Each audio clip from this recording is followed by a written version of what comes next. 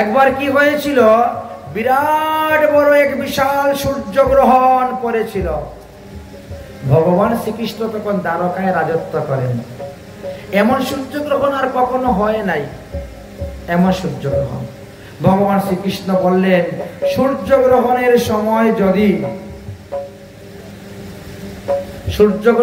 সময় যদি কুরুক্ষেত্রে সন্নিহিত কুণ্ডে স্নান করা যায়, বহু পুণ্য ফল অর্জন করা যায়। অতএব সূর্যগ্রহণে কে কে যাবে স্নান করতে? সবাই রাজি। সবাই বলছে আমি যাব, এ বলছে আমি যাব, ও বলছে আমি যাব। কাকে না করবেন? চলো তাহলে। ভগবান শ্রীকৃষ্ণ সূর্যগ্রহণে কুরুক্ষেত্রে স্নান করতে গিয়েছেন। তখন ভগবানের 112 বৎসর বয়স। 12 বৎসর তিনি বৃন্দাবনে ছিলেন, 11 বছর 7 মাস। আর তারপরে 100 বৎসর গত হয়ে গেছে। রাধারানীর উপরে অভিসম্পাদ ছিল, রাধারানী 100 বৎসর কৃষ্ণমারা হয়ে থাকবেন।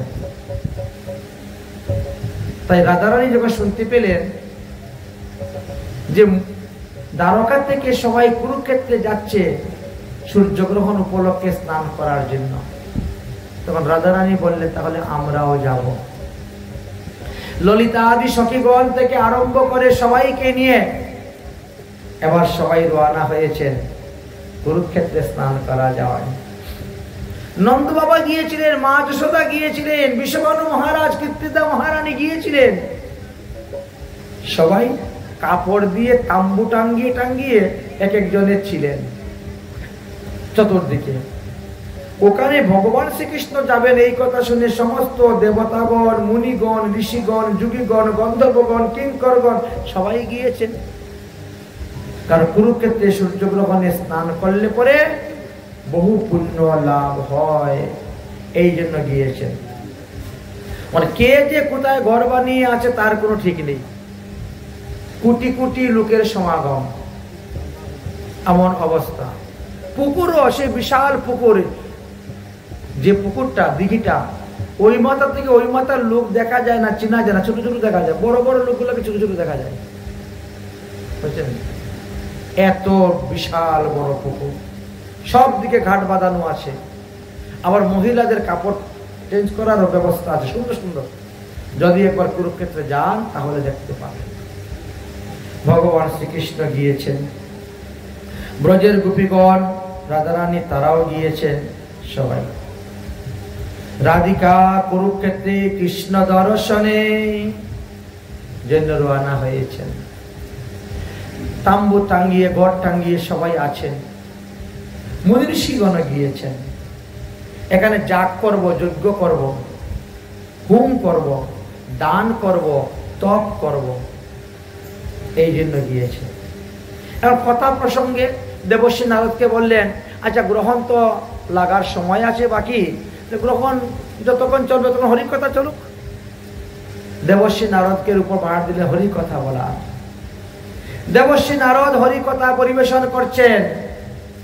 ভগবান শ্রীকৃষ্ণ 64 দিনে যে 64 প্রকার বিদ্যা শিক্ষা লাভ করেছিলেন উজ্জয়িনীতে গিয়ে সন্দীপনী মুনির আশ্রম। আর গুরু দক্ষিণা রূপে কি দিলেন? উনার 12 বৎসর আগে মারা গিয়েছে যে সন্তান, তাকে জমালয় থেকে এনে গুরু দক্ষিণা দিলেন। আর এই কথা শুনে ফেললেন দেবকী। দেবকী যখন চিন্তা করে, তাহলে তো আমার ছেলেকে বলবো, কংস যে আমার 6টা ছেলেকে মেরেছে, ওই 6টা ছেলেকে এনে দেওয়ার জন্য বলো। এদিকে ভগবান শ্রীকৃষ্ণচন্দ্র কুরুক্ষেত্রে গিয়ে উপস্থিত হয়েছেন। গ্রহণ আরম্ভ হয়ে গেল, কৃষ্ণ কথা হলো, গ্রহণ শেষ, সবাই স্নান করতে শুরু করলেন। স্নান করতে করতে সবাই স্নান করছে না, যাচ্ছেন। আর সেই সময় রাধারানীর সঙ্গে শ্রীকৃষ্ণের দর্শন হয়ে গেল। রাধারানীও ডুব দিয়েছেন, আর ডুব দিয়ে যেই ফিরে তাকাচ্ছেন, উঠবেন, তখনই দেখেন শ্রীকৃষ্ণ। ভগবান শ্রীকৃষ্ণ হাত বাড়িয়ে দিলেন, রাধারানীকে তুলে নিয়ে আসলেন। 100 বৎসর পরে গিয়ে মিলন হলো। এখন প্রশ্ন হলো, কুরুক্ষেত্রে কৃষ্ণের সঙ্গে যে রাধার মিলন হয়েছিল, সেই রাধা কোন রাধা? সেই রাধা কি বিশ্বভানু নন্দিনী রাধা? না, সেই রাধা ছিলেন বামা রাধা। কামা রাধা, বামা রাধা, বিশ্বভানু নন্দিনী রাধা, এই তিন রাধার লীলা ছিল। শ্রীকৃষ্ণ কুরুক্ষেত্রে, শ্রী রাধিকা কুরুক্ষেত্রে কৃষ্ণ দর্শন, যদ্যপি পায় সে তবু ভাবছে ওই ক্ষণ, সুখ পেলেন না। কেন? কারণ বৃন্দাবনের কৃষ্ণের হাতে বাঁশি ছিল, এই কৃষ্ণের হাতে বাঁশি নাই। বৃন্দাবনের কৃষ্ণের বেশ গরুর রাখাল, আর এই কৃষ্ণের বেশ রাজকুষার, এই জন্য সুখে নেই। রাজবেশ হাতি ঘোড়া, মনুষ্য অগণন, কাহা গোপবেশ আর কাহা নির্জন বৃন্দাবন। স্থান দুইটা আলাদা, লোক দুইটি আলাদা। সেই ভাব, সেই কৃষ্ণ, সেই বৃন্দাবন যদি পাই তবে হবে বাঞ্ছিত পূরণ। আমি বৃন্দাবনের কৃষ্ণকে পেলে পরে সুখী হব, আমি বৃন্দাবনে গেলে পরে সুখী হব। একানকে কৃষ্ণকে দেখে সেই সুখ পাচ্ছেন না। তাই বলছেন, তোমার চরণ মোর বজপুরে ঘর, উদয় করো যদি তবে বাঞ্ছা পূরণ হয়। অতএব তুমি যদি আমার সেই গোবিন্দ হয়ে থাকো, তাহলে এখানে বৃন্দাবন ধাম প্রকট করো, দেখাও। পারলেন না। দ্বারকার কৃষ্ণ মাত্র 14 কলা, দ্বারকার কৃষ্ণ কোন স্বয়ং ভগবান নন। মথুরার কৃষ্ণ 15 কলা, এরা কখনো বৃন্দাবন ধাম সৃষ্টি করে দেখাতে পারবে না। একমাত্র বৃন্দাবনের কৃষ্ণ, যশোদানন্দর কৃষ্ণ 16 কলা। এই রূপে রাধিকা দেখিয়া শ্রীকৃষ্ণকে তিনি বারবার বলতেছেন, তোমার হাতে বাঁশি নাই কেন? তোমার বাঁশি কোথায় গেল? তোমার হাতে বাঁশি নাই কেন? এইভাবে তখন বৃন্দাবনের কৃষ্ণ এসে কি করলেন? দ্বারকার কৃষ্ণের ভিতরে প্রবেশ করেন, ওই রাধারানীকে সুখ দেওয়ার জন্য, রাধারানীকে আনন্দ দেওয়ার জন্য। বৃন্দাবনের কৃষ্ণ দ্বারকার কৃষ্ণের দেহে প্রবেশ করলেন, তখন রাধারানী সুখ পেলেন, রাধারানী আনন্দিত হলেন। যার কারণে দ্বারকার কৃষ্ণ বৃন্দাবন দেখার জন্য গিয়েছিলেন। দেখি বৃন্দাবন দেখতে কেমন, বৃন্দাবনে কৃষ্ণ কি কি লীলা করেছিলেন দেখার জন্য গিয়েছিলেন। শ্রীকৃষ্ণ দর্শন লাগি চলে গোপী ব্রজ ছাড়ি, শ্রীকৃষ্ণ দর্শন লাগি ব্রজ ছাড়ি, কুরুক্ষেত্রে হইল উপনীত, কুরুক্ষেত্রে হইল উপনীত, সূর্য গ্রহণ উপলক্ষে নানা মুনি আসে তাতে, সূর্য গ্রহণ উপলক্ষে নানা মুনি আসে, সবে আসি হইল একত্রিত, সবে আসি হইল একত্রিত, শত বৎসর পূর্ণ হইল, শ্রী রাধিকা দর্শন পেল, শত বৎসর পূর্ণ হইল, শ্রী রাধিকার দর্শন পেল, সে ময়ঙ্গ করে আলিঙ্গ, সে ময়ঙ্গ করে আলিঙ্গ, সে ময়ঙ্গ করে আলিঙ্গ, সে ময়ঙ্গ করে আলিঙ্গ। 3 মাস ছিল হেতা, প্রতি রাত্রে মিলন যেথা, 3 মাস ছিল হেতা, প্রতি রাত্রে মিলন যেথা, গোপী গণের আনন্দিত মন গোপীগণের আনন্দিত মন গোপীগণের আনন্দিত মন গোপীগণের আনন্দিত মন। ভগবান শ্রীকৃষ্ণ 3 মাস ছিলেন সেই কুরুক্ষেত্রে। রাধারানীও 3 মাস ছিলেন গোপীদেরকে নিয়ে। তাই রাধারানী বলছেন, বহুদিন পরে বধুয়া এলে, দেখা না হইতো যদি পরানো গেলে, দুঃখিনীর কাল দুঃখেতে গেল, মথুরা নগরে তুমি ছিলে তো ভালো। আমরা খবরটা তো পাইতাম। এই সব দুঃখের কিছু না করি গণন, তোমার কুশলে আমরা কুশল মানি, এতে কো সহিলাম আমি অবলা বলিয়া, ফাটিয়া যাইতো যদি পাষাণ হইল। পাষাণ হইলে ফেটে যেত, অবলা বলে মেনেছি। তাই হে গোবিন্দ চলো আমার সঙ্গে। শ্রী রাধিকা তখন কৃষ্ণকে রথের মধ্যে বসাইয়া টানতে শুরু করলেন বৃন্দাবনে নিয়ে যাওয়ার জন্য। প্রাণনাথ শোনো মোর নিবেদন, বজ মোর সদন, তাহার মোর সঙ্গম, না পাইলে না রহে জীবন, অতএব চলো বৃন্দাবন। সেইভাবে টেনে টেনে বৃন্দাবনের রথে নিয়ে গেলেন। তাই মহাপ্রভু জগন্নাথের রথ টেনেছিলেন ওই রাধা ভাবে। তিনিও রাধা ভাবের টানছেন রথ। আমি কুরুক্ষেত্র থেকে কৃষ্ণকে বৃন্দাবন নিয়ে যাচ্ছি, আমি রাধা।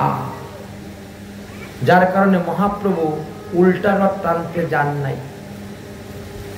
তাই এখনো গৌরীয় বৈষ্ণবের মধ্যে অনেক নিষ্ঠাবান বৈষ্ণব আছে, উল্টা রথ টানতে তারা যায় না। আমাদের রাধাকুণ্ডে উল্টা রথ হয়ই না। ওখান থেকে গেলেন, ঘুরে গিয়ে আসে, এখানে শেষ, উল্টা রথ আর নাই। এত কষ্ট করে টেনে এনেছি, আবার তাকে পাঠাবো অন্যত্র না, এখানেই থাকবেন। যাই হোক, এইভাবে রাধা গোবিন্দের লীলা হলো। দ্বারকায় ফিরে আসলেন। দ্বারকায় ফিরে আসার পরে এবার দেবকী বললেন, আমার 6 পুত্রকে এনে দাও। তখন ভগবান শ্রীকৃষ্ণ গেলেন, গিয়ে দেবকীর 6 পুত্রকে এনে দিলেন। দেবকীর 6 পুত্র সেই দুগ্ধ পান করলেন, আর পরে তারা সমস্ত পাপ থেকে মুক্ত হয়ে হরিধামে চলে গেলেন। এদিকে ভগবান শ্রীকৃষ্ণচন্দ্র মনে মনে চিন্তা করছেন, আমার বংশকে যদি আমি নিজের হাতে ধ্বংস করে না যাই, তাহলে সম্পূর্ণ পৃথিবীর ভার, আমার যে দায়িত্ব ছিল সেই কাজ পূর্ণ হবে না। কারণ আমার বংশের মধ্যে 18 জন মহারথী। এই 18 জন মহারথী যদি একসঙ্গে কোথায় যুদ্ধ করতে যায়, তো কেউ পারবে না। অতএব আমার নিজের কুলকে আমি নিজে ধ্বংস করার চেষ্টা করব। এইটির তিনি ব্রাহ্মণ দ্বারা অভিশপ্ত দিয়ে নিজের কুলকে ধ্বংস করার জন্য তিনি সেই রকম ব্যবস্থা করলেন। একদিন সমস্ত মণিগণ ঋষিগণ এসে উপস্থিত হয়েছেন ভগবান শ্রীকৃষ্ণকে দ্বারকায় দর্শন করার জন্য। দর্শন করে তারা পুণ্ডরিক তীর থেকে উপস্থিত হয়েছেন। তখন দ্বারকার বালকেরা তারা মনে মনে চিন্তা করলো যে মুনি ঋষিরা নাকি ত্রিকালদর্শী লোকে বলে, ভূত ভবিষ্যৎ বর্তমান বলে দিতে পারে। আমরা একটু পরীক্ষা করে দেখব কেমন তিনি ত্রিকালদর্শী। তো একটা পুরুষকে নারী সাজিয়ে ঘুমটা দিয়ে সুন্দর করে নিয়ে গেছেন। গিয়ে বলছেন, মুনিবর বলেন তো আমাদের বৌমনির ঘরে ছেলে হবে না মেয়ে হবে? আর পড়েছে কার মুখে? দুর্বাসা ঋষির মুখে, অন্য কারুর কাছে নয়। দুর্বাসা ঋষি তখন রেগে গেছেন, শ্রীকৃষ্ণের বংশধর হয়ে তোরা এরকম হয়েছিস? মুনি ঋষিরা আদরের বস্তু, সম্মানের বস্তু, তাদের সঙ্গে ঠাট্টা করতে আসছিস, পরিহাস করতে আসছিস, উপহাস করতে আসছিস, পরীক্ষা করতে আসছিস সাধুদেরকে। যা, এই রমণীর পেট হইতে একটা মুসল বেরোবে, আর এই মুসলে তোদের 56 কোটি যদুবংশ নাশ হইবে। ভয় পেয়ে গেলেন, তাড়াতাড়ি কাপড় টেনে খুললেন। কাপড় টেনে খোলার সঙ্গে সঙ্গে কাপড়ের ভাঁজ থেকে ঢম করে একটা গদা পড়ে গেছে, লোহার গদা। কোথার থেকে আসতো? অভিশাপ। নিয়ে গেলেন, গিয়ে উগ্রসেনকে বললেন। উগ্রসেন ঘষে ঘষে ঘষে ঘষে চূর্ণ করলেন, চূর্ণ করে তারপরে সমুদ্রে ফেলে দিলেন। কিন্তু ওইগুলাই ফেনার মতো হয়ে গেল। আর ধীরে ধীরে ধীরে ধীরে সমুদ্রে ঢেউয়ে যেতে যেতে প্রবাস ক্ষেত্রে গিয়ে উপস্থিত, আর গিয়ে নলখাগড়া বন হয়ে তৈরি হয়ে উঠে গেল। শেষে সেটাই কাজে লাগলো। এমন একটি অংশ আগে ধরে ঘষা যায় না, ফেলে দিয়েছেন, বোয়াল মাছ খেয়েছে, এক বিয়াদ নিয়ে তীরাগাড়ে লেগে পাখির কাছে শিকার করে ঘুরে বেড়াচ্ছে। কি অবস্থা!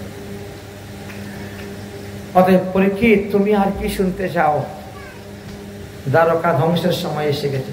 মানে আমি একটু শুনতে চাই, আমার দাদু অর্জুন আমার ঠাকুমাকে কিভাবে বিয়ে করেছিলেন শুনতে চাই। অর্জুন কিভাবে সুভদ্রাকে বিয়ে করেছিল সে কথা শুনতে চাচ্ছ? ঠিক আছে, শোনো শোনো। একবার দ্রৌপদীকে বিবাহ করার পরে পঞ্চপাণ্ডবরা একটা নিয়ম করেছিল, যদি কেউ দ্রৌপদীর ঘরে থাকে, দ্বিতীয় অন্য কেউ দ্রৌপদীর ঘরে ঢুকতে পারবে না। 5 ভাইয়ের মধ্যে যদি কোনো ভাই ভুলবশত ঢুকে যায়, তাহলে তাকে 12 বৎসরের জন্য বনবাস।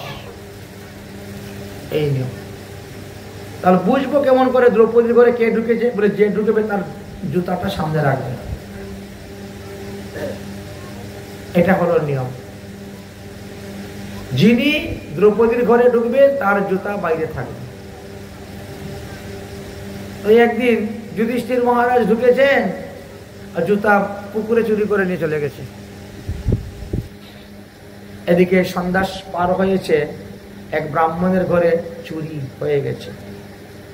ব্রাহ্মণ চিৎকার করে, চোর চোর চোর চোর, ধরো ধরো। অর্জুন তখন দৌড় মেরে সেই দ্রৌপদীর ঘর ঢুকে গেছে তীর ধনুষ নিয়ে যাওয়ার জন্য। ওখানে তার তীর ধনুষ ছিল। দ্রৌপদীকে সব থেকে বেশি অর্জুনকে ভালোবাসত। বাকিদেরকে তো শাশুড়ির কথায় স্বামী রূপে গ্রহণ করেছে, মন থেকে নয়, মন থেকে অর্জুনকে। বাকিটা শাশুড়ির বাক্য পালন করতে গিয়ে। অর্জুন যেই ঢুকেছে এমনি যুধিষ্ঠির লজ্জা পেয়ে গেলেন। কি তুমি এখানে ঢুকলে কেন? বলে বাইরে তো কোনো জুতা ছিল না, আর ব্রাহ্মণের সম্পদ হরণ হয়ে যাচ্ছে, তাই সম্পদ রক্ষা করতে যাচ্ছি। এই কারণে পরের দিন তিনাকে বনবাস হতে হলো। অর্জুন যখন 12 বৎসরের জন্য বনবাসে বেরোলেন, আর সেই সময় দুর্যোধন গিয়েছিল গদাযুদ্ধ শেখার জন্য বলরামের কাছে। বলরামের কাছে গদাযুদ্ধ শিকার পরে গুরু শিষ্যের মধ্যে গদাযুদ্ধ পরীক্ষাতে বলরাম হেরে গিয়েছিলেন। বলরাম বলছেন, দুর্যোধন তুমি এখন হলে বিশ্বের মধ্যে শ্রেষ্ঠ গদাযুদ্ধ গদাধর, আর আমি তোমার কাছে হেরে গেছি, অতএব তুমি আমার কাছে বর চাও। বলছে যদি বর দিবেন তাহলে আমাকে এই বর দিন, আপনার বোন সুভদ্রাকে আমার কাছে বিয়া দিন। এবার তো বলরাম পড়ে গেছেন বিপদের মধ্যে। ঠিক আছে, আমি দেখি চেষ্টা করে। এই কথাটা ধীরে ধীরে চতুর্দিকে বেরিয়ে গেছে, অর্জুনের কানে ঢুকে গেছে। অর্জুন চিন্তা করলো, আমারও তো ইচ্ছা ছিল সুভদ্রাকে বিয়ে করার, এখন তো দেখি সুভদ্রাকে দুর্যোধনের কাছে বিয়ে দিয়ে দিবেন। যে বিয়ে তো এখনো দেন নাই, আমি একটু চেষ্টা করি, দেখি এই ফাঁকে আমি না কিছু করতে পারি। চেষ্টা পারি আর না পারি, চেষ্টা তো করলাম। এই জন্য অর্জুন কি করেছে? সাধু বেশ ধারণ করেছে। লম্বা দাড়ি, লম্বা জটা, মোটা মোটা রুদ্রাক্ষের মালা, লাল শালুক একটা পরেছে, লাল শালুক গায়ে দিয়েছে, গায়ের মধ্যে ভস্ম টস্ম মেখে এমন সাধু সেজেছে। ওরে বাবা, সাধু মানে সাধু। গাছের একটা বট গাছের নিচে ধুনি জ্বালিয়ে বসে গেছে।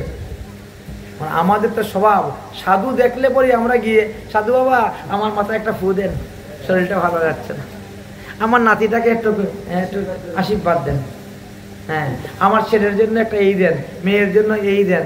আবার কেউ হাত দেখায়, আমার হাতটা একটু দেখেন তো। এই তো শুরু হয়ে গেল। সাধু বাবা কি করবে? কতজনকে গালি দিবে, হ্যাঁ কতজন কি বা বকবে। দেখে বলে যা তোমার এই হবে, তোমার ওই হচ্ছে। এখন যত দিন যাচ্ছে লোকের আরো ভিড় বাড়তেছে। লোক তো সুবিধা পাইলে ছাড়ে না, বুঝেছেন? লোকের এখন ভিড় ভরা শুরু হয়েছে, সারাদিনই সাধু বাবার কাছে ভিড়, লোকে থাকে। এদিকে বলরাম যাচ্ছেন একটা কাজের জন্য, বিশেষ কাজের জন্য। আরে এই গাছের গোড়ায় এত ভিড় কেন রে, এখানে কি আর হলো? গিয়ে দেখে সাধু বাবাকে সবাই হাত দেখাচ্ছে। বলরাম চিন্তা করেন, যা তাহলে আমি একটু হাতটা দেখাইনি। বলরামও গায়, সাধু বাবা দণ্ডবত প্রণাম, আমার হাতটা একটু দেখেন না। আপনারা দুই ভাই এক বোন, ওরে বাবারে, সাধু বাবা তো বিশাল সাধু, আমার হাত দেখে বলে দিয়েছি। আপনার তো দুইবার স্থানান্তর হয়েছে বাড়ি ঘর। হ্যাঁ হ্যাঁ, ঠিকই ঠিকই, প্রথমে বৃন্দাবনে ছিলাম, তারপরে মথুরা, তারপরে দ্বারকায়। ঠিকই বলেছেন আপনি। আপনার একটা বোন আছে, দেখতে শুনতে খুব সুন্দর, কিন্তু আপনার ভাইটা একবারে কালো কুচকুচে। সত্যি তো, যা বলছে একেবারে হুবহু মিলে যাচ্ছে এমন। আচ্ছা দেখেন তো, আমার বোনের বিয়েটা কোথায় হবে? ওটা তো তোমার হাত দেখে বলা যাবে না, ওটা তো তোমার বোনের হাত দেখলেই তো বলা যাবে বোনের বিয়েটা কোথায় হবে। তাহলে একটু কৃপা করে চলুন না আমাদের বাড়িতে। চলো তাহলে। এই সাধু বাবা চলে গেলেন। কত আদর করে যত্ন করে সাধু বাবাকে নিয়ে গেল বাড়িতে, নিয়ে একেবারে সুভদ্রার ঘরে ঢুকিয়ে দিয়েছে। এই সুভদ্রা, তোর পালংটা ঝেড়ে মুছে পরিষ্কার করে দে, সাধু বাবা এখানে ঘুমাবে, বিশ্রাম করবে। সাধু বাবা আবার চাতুর্মাস্য ব্রত করেন তো, উনি আবার সব পাখি নিজের হাতে রান্না করে খায়। তুই একটু গুছিয়ে টুচিয়ে দিস সাধু বাবাকে। সাধু বাবা রান্না বান্না করে খাওয়া দাওয়ার পরে বিশ্রাম করলে পরে তোর হাতটা দেখাইস, তোর বিয়েটা কোথায় হবে, কার কাছে হবে। আচ্ছা ঠিক আছে দাদা। বলরাম তো আবার চলে গেছেন, ওনার তো কাজে যাবেন, কাজের মধ্যে আবার একটা সমস্যা হয় ওর মধ্যে কাজ। এদিকে কৃষ্ণ রাজকার্য সমাপ্ত করে এসেছে প্রসাদ পাওয়ার জন্য। সুভদ্রাকে বলছে, সুভদ্রা দে দে দে, তাড়াতাড়ি খেতে দে, খাবো। বলছে, দাদা তুমি খাওয়া দাওয়ার পরে না একটু ঘরে গিয়ে ওই সাধুর কাছে হাতটা দেখাইও। এক সাধু বাবা এসেছে, উনি ত্রিকালদর্শী, উনি হাত দেখে গণনা করে সবকিছু বলে দিতে পারে, ভাই তোর হাতটা একটু দেখাইস। কৃষ্ণ বলে, কোথার থেকে সাধু এসেছে রে, কোথাকার সাধু? তা তো আমি জানি না, বলরাম দাদা নিয়ে এসেছে, উনি রান্না বান্না করে খাওয়া দাওয়া করে বিশ্রাম করেছেন। কৃষ্ণ বলে, তাহলে আমি দেখি কোন দেশে সাধু এসেছে। কৃষ্ণ গিয়ে ঢুকেছেন, ঢুকে তো চিনে ফেলেছেন, যত নকল বেশ সাজক আসো না কেন ভগবান চিনে ফেলেন। ভগবান সখা, ও সখা কি ব্যাপার, তুমি এই সাধু বেশ ধরে কেন এসেছ? অর্জুন বলছে, আর বলিস না ভাই, সুভদ্রাকে বিয়ে করা আমার ইচ্ছা ছিল। হ্যাঁ, এখন বলরাম দাদা তো দুর্যোধনের কাছে বিয়ে দিয়ে দিবেন, তাই একটু সাধু বেশে আসছিলাম, যদি একটু পারি তাহলে হয়। কৃষ্ণ বলছেন, আমারও তো ইচ্ছা ছিল আমার বোনটা তোর কাছেই বিয়ে দিব। আচ্ছা দেখি সুভদ্রা রাজি আছে কিনা, তার তো মতামত নেওয়া দরকার। ঠিক আছে, তুমি বিশ্রাম করো, তুমি বিশ্রাম করো। এসে গেছেন সুভদ্রা, দেখেছি দেখেছি সাধু বাবা বিশ্রাম করতেছেন। আচ্ছা ঠিক আছে, বিশ্রামের পরে হাত দেখানো হবে। আচ্ছা সুভদ্রা বলতো, তুই কাকে বিয়ে করবে? তো অর্জুনকে বিয়ে করবে না দুর্যোধনকে? সুভদ্রা বলছে, তোমরা যার কাছে বিয়ে দাও তাকেই বিয়ে করবো, আমার আবার কি আছে, ভালো মন্দ তো আমি বুঝি না, তোমরাই আমার ভালো মন্দ বুঝবে। দেখ, দুর্যোধন কলির অংশে জন্ম নিয়েছে, খুব ক্রোধী রাগী, তোকে ধরবে মারবে পিটবে কত কিছু করবে। তার মধ্যে আবার এই পাপী মানুষ তো বেশি দিন থাকে না, মরে যায়, সারা জীবন বিধবা হয়ে থাকতে হবে তার। সে আর অর্জুন, আহা, অর্জুনের কথা কি বলবো, এত ইন্দ্রের অংশ থেকে জন্ম নিয়েছে, বুঝলি? ইন্দ্র সাধারণ ব্যক্তি নয়। তারপরে উনি হলেন সব্যসাচী, দুই হাতে সমান ধনুর্বাণ চালাতে পারেন, পৃথিবীর মধ্যে শ্রেষ্ঠ ধনুধর, বুঝলেন? তারপরে তার স্বভাব চরিত্র কত ভালো, কত মধুর। তুই চিন্তা করে দেখতো কাকে বিয়ে করবে। মানে কৃষ্ণ এমন মহিমা করা শুরু করেছেন অর্জুনের, সুভদ্রার মন গলে গেছে। সুভদ্রা বলে, তাহলে তো দাদা অর্জুনকে বিয়ে করলেই ভালো হবে রে আমার। ঠিক বলছিস, ঠিক বলছিস, অর্জুনকে বিয়ে করলেই ভালো হবে, তুই অর্জুনকে বিয়ে করবি যা। কিন্তু দাদা অর্জুনকে বিয়ে করবো কেমন করে, অর্জুন তো 12 বছরের জন্য বনবাসে চলে গেছে, তো অতদিন কি আর আমাকে আর ঘরে রাখবে? তার আগে তো আমার বিয়েই হয়ে যাবে। অর্জুনের 12 বছর বনবাস। তুই যদি বলিস অর্জুনকে বিয়ে করবে, তাহলে আমি 3টা তুরি বাজাবো, দেখবে অর্জুন এসে যাবে। বলো কি দাদা, অর্জুন কি তোমার শার্টের প্যাকেটে নাকি তুরি বাজারে বেরিয়ে যাবে? বলে মনে কর তাই। তুই খালি একবার বল যে আমি অর্জুনকে বিয়ে করবো, তাহলেই দেখ আমি অর্জুনকে এনে দিব। বলে ঠিক আছে দা, বললাম অর্জুনকে বিয়ে করবো। বলে তাহলে ওই যে সাধু, ওটাই অর্জুন। সুভদ্রাও চিনতে পারে নাই, ওই যে সাধু ওইটাই অর্জুন। তো বিয়েটা হবে কেমন করে? ভগবান দিলেন বুদ্ধি। বললেন আগামী করল রথযাত্রা, রথযাত্রা উপলক্ষে যাবে রথের মেলা দেখতে, আর ওখান থেকে অর্জুন তোকে হরণ করে নিয়ে চলে যাবে। বুঝলেন? হরণ করে নিয়ে চলে যাবে। তারপরে বাকিটা আমি সামলাবো, বাকিটা আমি সামলাবো, আমার উপর ছেড়ে দে, চিন্তা নাই। কথাবার্তা পাক্কা হয়ে গেল। অর্জুনকে বললেন ভাই সখা, তুমি একটা রথ ভাড়া করো, ঘোড়ার রথ ভাড়া করে নিয়ে আসবে। রথ চালিয়ে নিয়ে এসে সুভদ্রাকে টান মেরে তুলে তুমি রথের মধ্যে বসে যাবে, আর সুভদ্রা রথ চালিয়ে যাবে। তারপরে বাকি যা করার আমি করব। কৃষ্ণ ভালো বুদ্ধি দিয়ে দিলেন। অর্জুন তো চলে গেল, গিয়ে বাজার থেকে ঘোড়া ভাড়া নিলেন, রথ ভাড়া নিলেন, নিয়ে তিনি চুপচাপ লুকিয়ে আছেন। যেই সুভদ্রা গিয়েছে রথের মেলা দেখতে, এমনি টান দিয়ে তুলে নিয়ে রওনা। আরে নিয়ে গেল নিয়ে গেল নিয়ে গেল নিয়ে গেল। বলরাম বলছে কি ব্যাপার, কি নিয়ে গেল? বলে তোমার বোন সুভদ্রাকে অর্জুন চুরি করে নিয়ে চলে গেছে। কি এত বড় সাহস! আমি দুর্যোধনকে কথা দিয়েছি তার কাছে বিয়ে দিব, আমার বোনকে আমি এখন অর্জুনকে মেরে বোনকে এনে দুর্যোধনের কাছে বিয়ে দিব। একেবারে চতুর্ঙ্গ সেনা অস্ত্র। তখন কৃষ্ণ এসেছেন। দাদা দাদা চুপ করো চুপ করো, তুমি না বুঝে এত মাথা গরম করো কেন? এই কি বুঝবো রে? তোর বন্ধু একটা ঠক সাধু বেশ ধারণ করে এসে আমার বোনকে চুরি করে নিয়ে গেছে। না দাদা, এটা হতেই পারে না। অর্জুনের মতো ভালো মানুষ আছে নাকি? অর্জুন সুভদ্রাকে হরণ করে নাই, সুভদ্রা অর্জুনকে হরণ করেছে। এ কি বলিস পাগল টাগল? বলে দেখো, জিজ্ঞেস করে দেখো, রথকে চালিয়েছে সুভদ্রা, রথ চালিয়ে অর্জুনকে হরণ করে নিয়ে চলে গেছে। উল্টা। আরে আমরা তো বোনের সুখই চাই। বোন যদি সুভদ্রা অর্জুনকে বিয়ে করে সুখী হতো, তা হতো, কি দরকার? এইভাবে করে বিবাহ হয়েছিল। শুনে অত্যন্ত সন্তুষ্ট হলেন, প্রসন্ন হলেন। অতঃপর দেবর্ষি নারদ এসে উপস্থিত হয়েছে দ্বারকায়। উপস্থিত হওয়ার পর বসুদেব দেবর্ষি নারদকে বলছেন, দেখো আমি শুনেছি জন্মগ্রহণ করার সঙ্গে সঙ্গে একটা মানুষ 3টা ঋণে ঋণগ্রস্ত হয়ে যায়।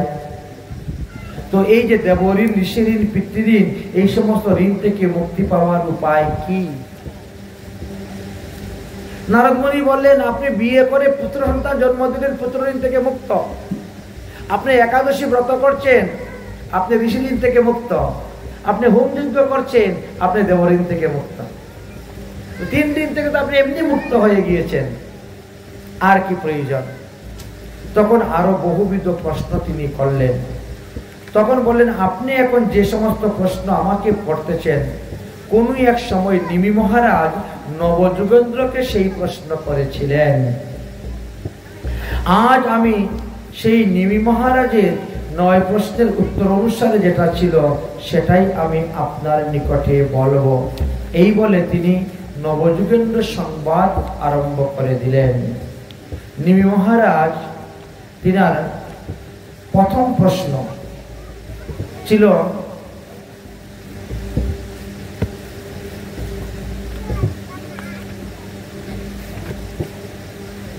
যে ধর্ম যাজন করিলে জীবের কল্যাণ হয়, সেই ধর্মের নাম কি?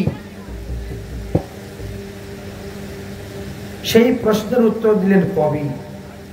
তিনি বললেন, সেই ধর্মের নাম হলো ভাগবত ধর্ম। যে ধর্ম যাজন করলে জীবের কল্যাণ হয়, সেই ধর্মের নাম হলো ভাগবত ধর্ম। তাই সমাজ ধর্ম, বর্ণ ধর্ম, আশ্রম ধর্ম, রাষ্ট্র ধর্ম, দেশ ধর্ম, স্ত্রী ধর্ম, স্বামী ধর্ম, পুত্র ধর্ম, কন্যা ধর্ম, এই সমস্ত থেকে সব থেকে শ্রেষ্ঠ হলো ভাগবত ধর্ম। ভাগবত ধর্মের হলো ভগবানের সেবা করা, ভগবানের পূজা করা, ভগবানের কর্ম করা, আর কর্ম করে ভগবানকে সম্পাদন করা। যা কিছু আছে সব ভগবানকে সম্পাদন করে দেওয়া। আর কি? তাতে কৃষ্ণ ভজে করো গুরুর সেবন। শুধু গুরু সেবা করলে হবে না, আর শুধু কৃষ্ণ সেবা করলে হবে না। তাতে কৃষ্ণ ভজে করো গুরুর সেবন, মায়া জাল ছুটে পাবে কৃষ্ণের চরণ। তো ভগবানকে ভজন করতে গেলে ভজন আছে 64 প্রকার। 64 প্রকার ভজনের মধ্যে 10টা ভজন আমাদের করণীয়, 10টা ভজন আমাদের বর্জনীয়, আর 44টা, 10টা গ্রহণীয়, 10টা বর্জনীয়, আর 44টা করণীয়। এই হলো 64 প্রকার ভজন। 64 প্রকার ভজনের মধ্যে যে কোনো এক প্রকার ভজন যদি কেউ নিষ্ঠার সঙ্গে করতে পারে, তাহলে সেই মুক্তি লাভ করতে পারে, ভগবত পাদপদ্ম লাভ করতে পারে। নিমি মহারাজ দ্বিতীয় প্রশ্ন করলেন, ভগবানের ভক্ত কত প্রকার এবং কি কি? বললেন ভগবানের ভক্ত হলো 3 প্রকার, উত্তম ভক্ত, মধ্যম ভক্ত আর কনিষ্ঠ ভক্ত। এই 3 প্রকারের ভক্ত আছেন। কেন এই 3 প্রকার বলা হয়েছে? বলে তাদের শ্রদ্ধার উপর, নিষ্ঠার উপর, ভক্তির উপর। অনেকে দীক্ষা গ্রহণ করার পরে মাছ মাংস খায়, সে হলো কনিষ্ঠ ভক্ত। যে দীক্ষা গ্রহণ করার পরে মাছ মাংস খায় না, কিন্তু দেবদেবীর পূজা করে, দেবদেবীর প্রসাদ খায়, সে হলো মধ্যম ভক্ত। যে দীক্ষা গ্রহণ করার পরে সম্পূর্ণ সদাচার পালন করে, ভগবানের প্রসাদ ছাড়া কিছুই গ্রহণ করে না, সে উত্তম ভক্ত। এইভাবে ক্রম আছে ভক্তের। এটা সামান্য লক্ষণের কথা বলা হয়েছে, তারপরে আরো বিশেষ লক্ষণ আছে। নিমি মহারাজ প্রশ্ন করলেন, ভগবানের ভজন যে করব, মায়া তো পিছনে ছাড়ে না। এই মায়াকে জয় করে ভগবানের ভজন করা তো বড় মুশকিল। তো সাধু সন্ত মহাত্মারা কেমন করে ভজন করে? তারা মায়াকে জয় করলো কেমন করে? বলে তারা মায়াধীশ যারা, তাদের চরণ আশ্রয় করেছে। যারা মায়াধীশ, যেমন আমাদের সরগোস্বামী, 64 মহন্ত, দ্বাদশ গোপাল, অষ্ট কবিরাজ, এরা মায়াকে জয় করতে পেরেছে। এদের মত, এদের পথ, এদের আদেশ পালন করে যদি করা যায়, তাহলে তুমিও মায়াকে জয় করতে পারবে এবং তুমি হরিভজন করতে পারবে। নিমি মহারাজ পঞ্চম প্রশ্ন করলেন যে ভগবানের কি কি লীলা আছে, সেই সমস্ত কি কি অবতার আছে তাহা বর্ণন করুন। তখন সমস্ত ভগবানের অবতারের কথা বর্ণন করলেন। নিমি মহারাজ ষষ্ঠ ভজন করলেন, ভগবানকে কিসের দ্বারা পাওয়া যায়? তখন বললেন, একমাত্র প্রেম ভক্তির দ্বারাই ভগবানকে পাওয়া যায়। জ্ঞানের দ্বারা, যুগের দ্বারা ভগবানকে ততটা পাওয়া যায় না। নিমি মহারাজ সপ্তম প্রশ্ন করলেন যে অনন্ত অনন্ত ভগবানের অবতার আছে, সেই অনন্ত অনন্ত অবতারকে কত ভাগে ভাগ করা হয়েছে? বলে 6 ভাগে ভাগ করা হয়েছে। পুরুষ অবতার 1, গুণ অবতার আর, লীলা অবতার 1, মন্বন্তর অবতার আর, শক্তি অবতার 1, আবেশ অবতার আর। তখন বলেন ভগবানের 1-2টা লীলার কথা আমার কাছে বর্ণন করুন। তখন এই হংস অবতারের কথা বর্ণন করেছিলেন, ভগবানের হংস অবতার। নিমি মহারাজ অষ্ট প্রশ্ন করেছিলেন, যাহারা ইহলোক এবং পরলোকের ভোগ বিলাস ত্যাগ করতে পারে না, তাদের হলো ভোগ বিলাসও করব, আবার হরিভজনও করব। এই সমস্ত ব্যক্তির কি গতি হয়? তখন বললেন যে না, ভোগ বিলাসও করব, হরিভজনও করব, সেখানে হবে না। কারণ ভোগ বিলাসের মাধ্যমে দেহের মধ্যে যে চঞ্চলতা আসবে, এই চঞ্চল মন নিয়ে হরিভজন করলে হরিকে পাওয়া যায় না। হরিকে ভজন করতে গেলে আগে স্থির প্রজ্ঞা হতে হবে, সমাধিস্থ হতে হবে। ইন্দ্রিয়কে চঞ্চল থাকলে হবে না, ইন্দ্রিয়, বুদ্ধি, মন সবাইকে একত্র করতে হবে। কৃষ্ণ ভুলিয়া যেই জীব অনাদি বহির্মুখ, অতএব মায়া তারে দেই সংসার দুঃখ। কখনো স্বর্গে উঠায়, কখনো নরকে ডুবায়, দণ্ডকার গণকে যেন যেমন রাজা নদীতে চুবায়। সকল সংসার মত্ত আজ ব্যবহার রসে, কৃষ্ণ পূজা কৃষ্ণ সেবা কারুনাহি বসে। তাহলে হবে কেমন করে? ধন বংশ বারুক বলিয়া কাম্য করে মনে, মধ্য বংশ দিয়া কেউ দেবদেবী পূজে। বাংশলি পূজে কেহ নানা উপচারে মধ্যবংশ দিয়া কেহবা যক্ষ রক্ষ পূজে, এর দ্বারা জীবের মঙ্গল হইবে না। জীবের মঙ্গলের জন্য একমাত্র শুদ্ধ সদাচার ভাবে হরিভজন করতে চাই। এবার নবম প্রশ্ন করলেন যে কলিযুগে জীবগণ কিভাবে হরিভজন করবেন, তাহা আপনি কৃপা করে আমাকে বলুন। তখন বললেন কলিযুগে হরিনাম সংকীর্তন রূপী তারা ভজন করবেন। কৃষ্ণ বর্ণ তিশায় কৃষ্ণ সাঙ্গ উপাঙ্গয়সের পার্ষদম যজ্ঞ সংকীর্তন প্রায় যজন্তি সুমেধসা। এই কলিযুগে কৃষ্ণ বর্ণ এই অক্ষর 2 উচ্চারণের দ্বারাই জীবের মঙ্গল। সত্য যুগে 10,000 বছর তপস্যা করে মানুষ যে পুণ্য ফল লাভ করতে পারে নাই, ত্রেতা যুগে 1000 যজ্ঞ করে যে পুণ্য ফল লাভ করতে পারে নাই, দাপর যুগে 100 বছর অর্চন করে যে পুণ্য ফল লাভ করতে পারে নাই, কলিযুগের মানুষ তো হরিনাম সংকীর্তনের দ্বারাই সেই পুণ্য ফল লাভ করতে পারবে। তাই ভগবান শ্রীকৃষ্ণ কলিযুগে পীতবর্ণ রূপে আসবেন, কালো বর্ণ নয়, মানে গৌর বর্ণ তনু গৌর সুন্দর রূপে তিনি অবতীর্ণ হবেন।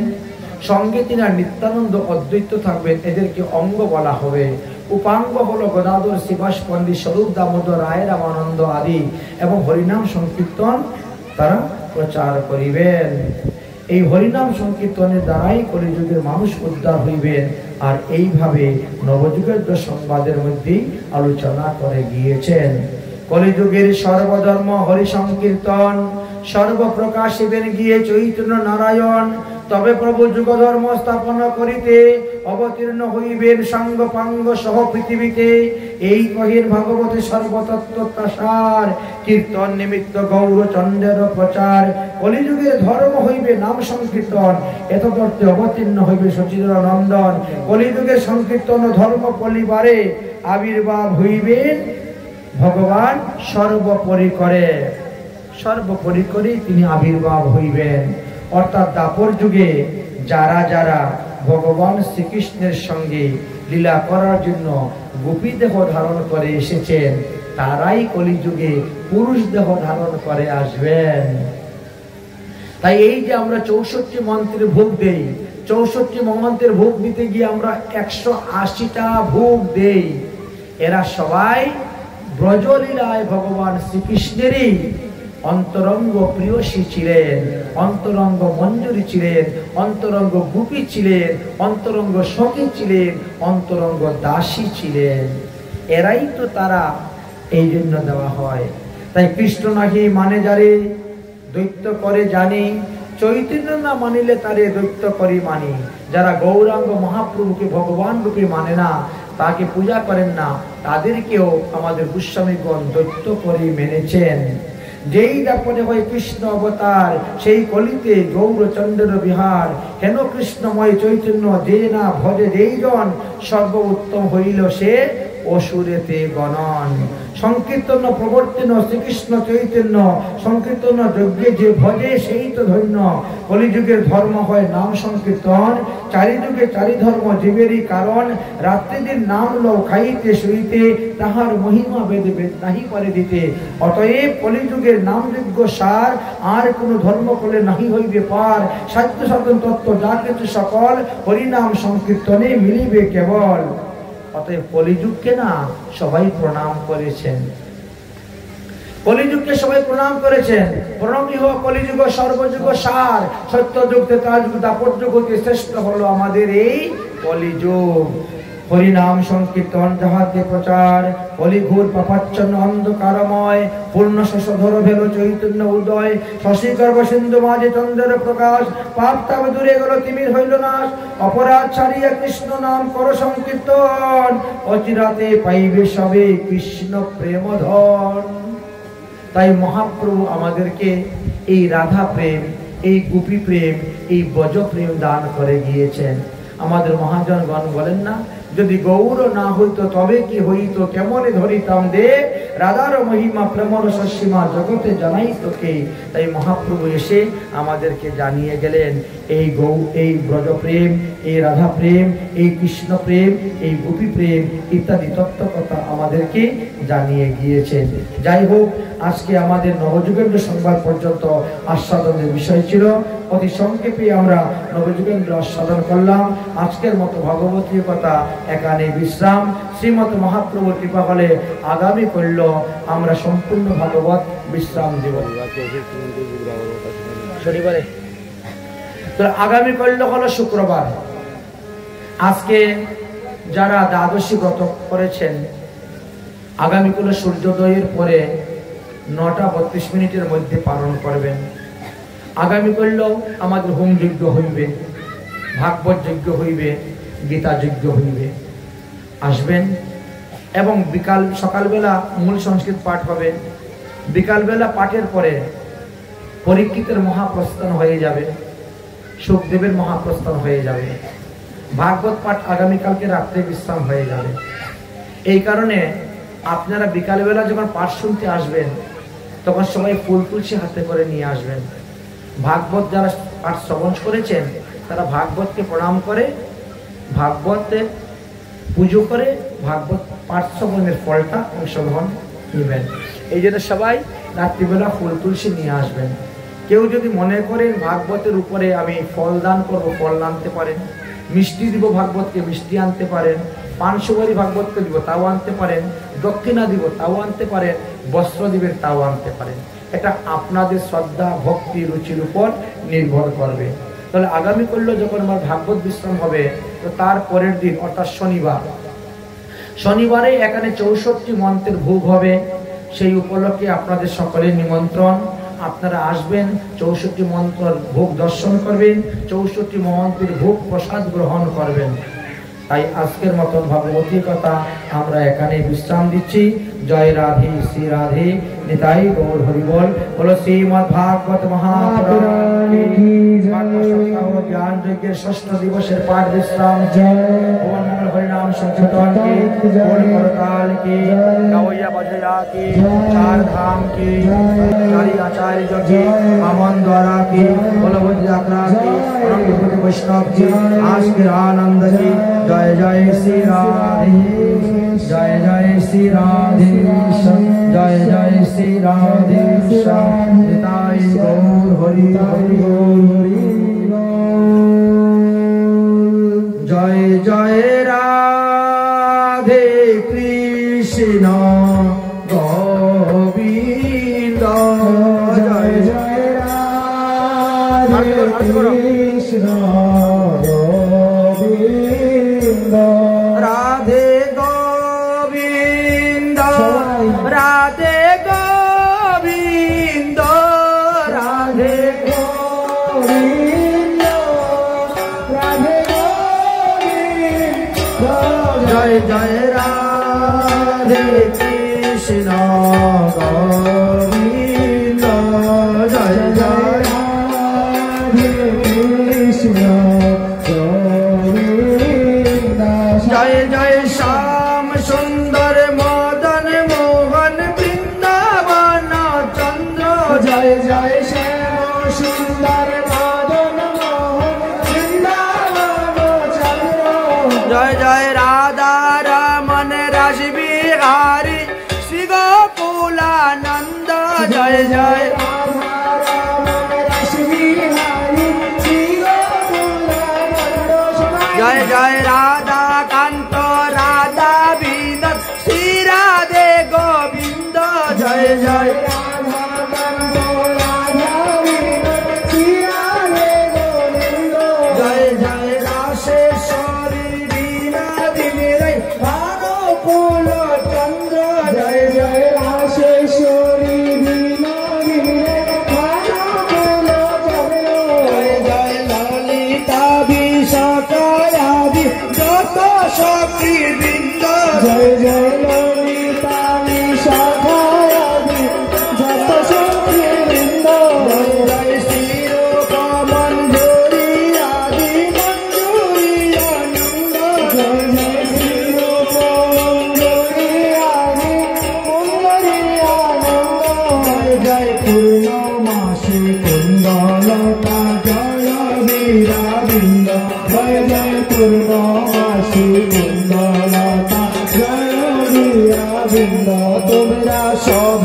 মিলে করো দয়া আমি অতি মন্দ তোমরা সবে মিলে করো দয়া আমি অতি মন্দ তোমরা কৃপা করে দাও হে যুগল চরণার বৃন্দ তোমরা কৃপা করে দাও হে যুগল চরণার বৃন্দ নয়া কুল প্রাণে ডাকতে পারি রাধা গোবিন্দ নয়া কুল প্রাণে ডাকতে পারি রাধে গোবিন্দ জয় জয় রাধে কৃষ্ণ গোবিন্দ জয় জয় রাধে কৃষ্ণ গোবিন্দ জয় জয় রাধে কৃষ্ণ গোবিন্দ জয় জয় রাধে কৃষ্ণ গোবিন্দ শ্রীমদ্ भागवत भगवान की आरती पापियों को पाप से ही तारती श्रीमद् भागवत भगवान की आरती पापियों को पाप से ही तारती ये अमर ग्रंथ ये मुक्ति पंथ ये पंचम वेद निराला नवज्योति जगाने वाला ये अमर ग्रंथ पंचम वेद निराला नवज्योति जगाने वाला ये अमर ग्रंथ ये मुक्ति पंथ ये पंचम वेद निराला नवज्योति जगाने वाला हरि नाम योगी हरि धाम योगी हरि नाम योगी हरि धाम योगी ये भागवत महिमा की आरती पापियों को पाप से ही तारती श्रीमद् भागवत भगवान की आरती पापियों को पाप से ही तारती शांति के पावन पुनीत पाप को मिटाने वाला हरि दर्शन कराने वाला ये शांति गीत पावन पुनीत पापों को मिटाने वाला हरि दर्शन कराने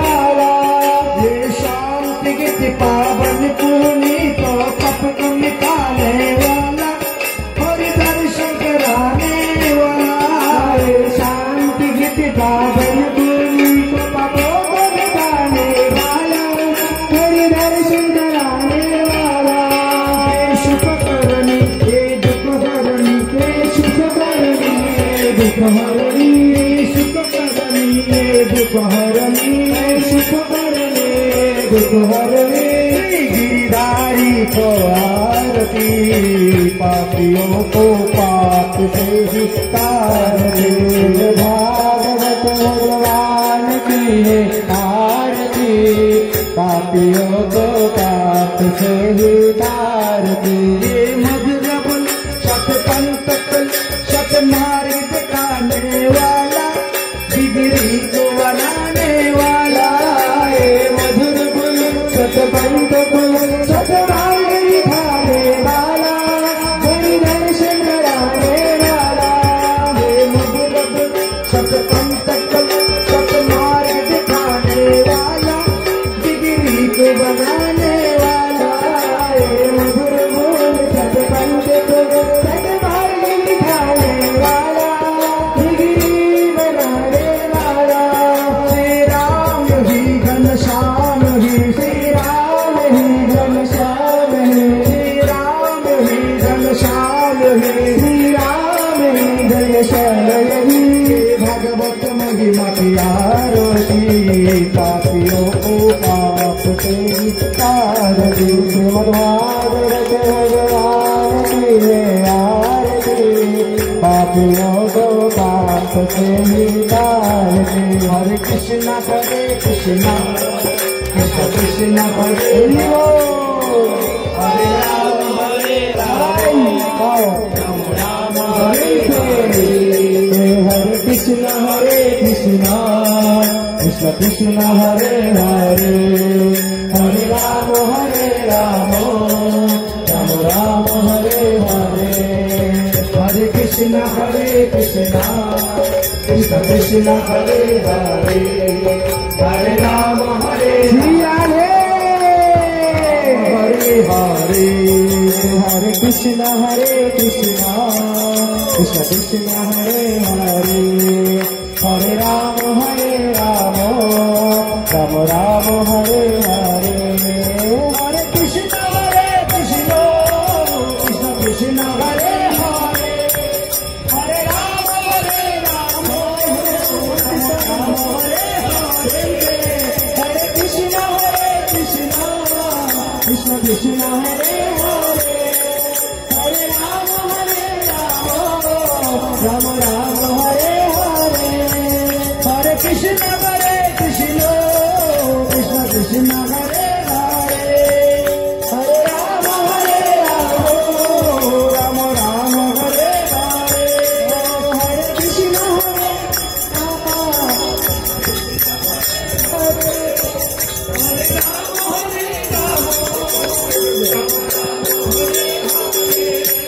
जय राधे राधे राधे जय राधे राधे राधे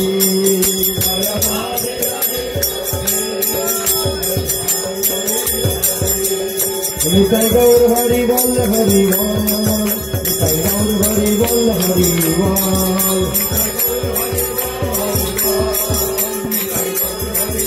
हरि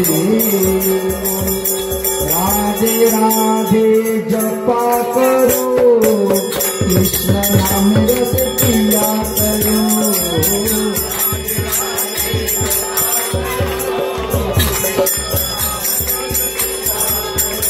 राधे राधे जपा करो नाम रस पिया करो राधे राधे जपा करो कृष्ण नाम रस पिया करो राधे राधे जपा करो कृष्ण नाम रस पिया करो राधे राधे जपा करो कृष्ण नाम रस पिया करो राधे राधे जपा करो कृष्ण नाम रस पिया करो राधे राधे जपा करो कृष्ण नाम रस पिया करो राधे राधे जपा करो कृष्ण नाम रस पिया करो राधे देगी तुमको शक्ति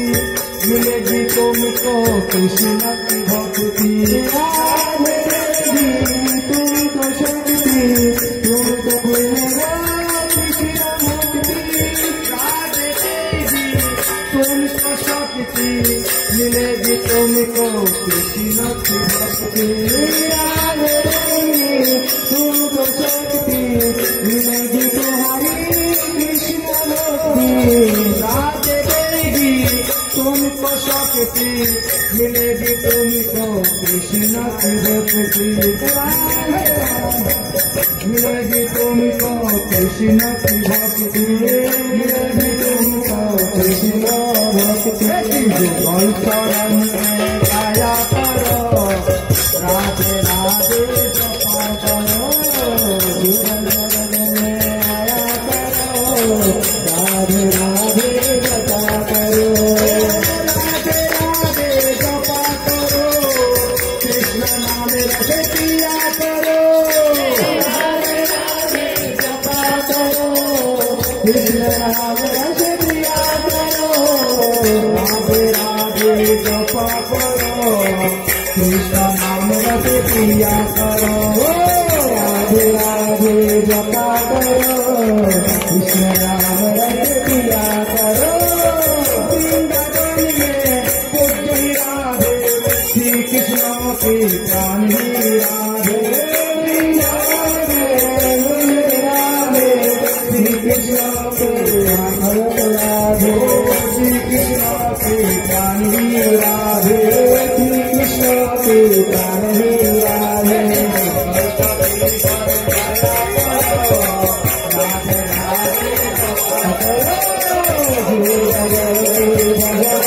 राधे राधे जपा करो राधे राधे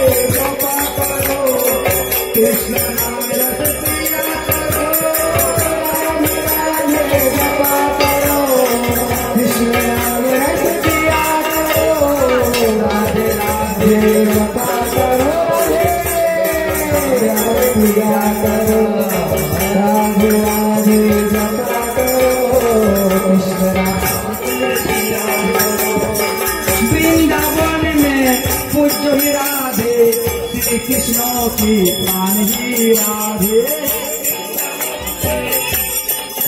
ओ वृंदावन में पूज्य ही राधे, श्री कृष्ण की प्राण ही राधे। वृंदावन में राधे, श्री कृष्ण की प्राण ही राधे। श्री कृष्ण की प्राण ही राधे, श्री कृष्ण की प्राण ही राधे। युगल चरण में जाया करो, राधे राधे जपा करो। युगल चरण में जया करो, राधे राधे जपा करो। राधे राधे जपा करो, कृष्ण नाम रट पिया करो। राधे राधे जपा करो, कृष्ण नाम रट पिया करो। राधे राधे जपा करो, कृष्ण नाम रट पिया करो। जपा करो, कृष्ण नाम रट पिया करो। राधे राधे जपा करो, करो। जो राधे को स्मरण करता, खाली झूली राधे उसकी भरता है। राधे को स्मरण करो, खाली झूली राधे बरसती करो, मगन करो। राधे राधे जपा करो, की भजन करो। राधे राधे जपा करो, कृष्ण नाम रट पिया करो। राधे राधे जपा करो, कृष्ण नाम रट पिया करो। राधे राधे जपा करो, कृष्ण नाम रट पिया करो। जपा करो, कृष्ण नाम रट पिया करो।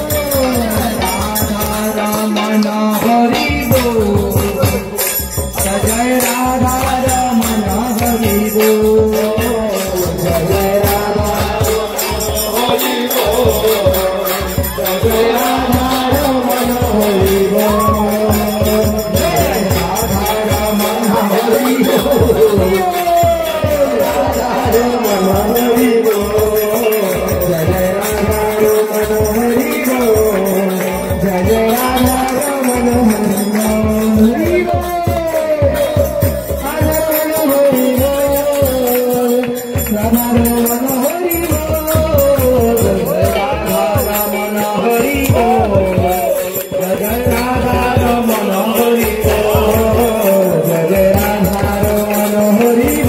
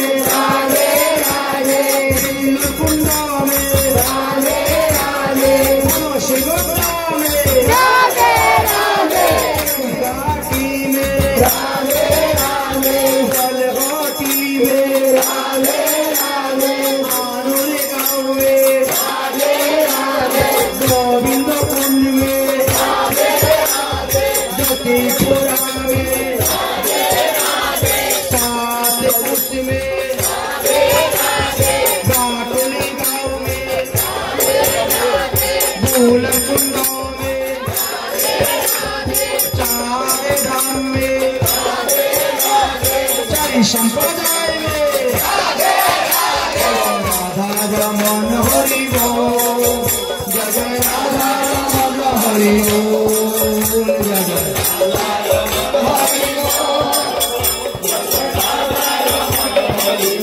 बोले पोषण में विश्वपुर में जल महल में बिलासगढ़ में चाकरीपुर में मयूर कुटीर में देवरबन में बिलासगढ़ में मन मंदिर में प्रेम सरोवर में राधा रमन हरि बोल जय जय राधा रमन हरि बोल जय जय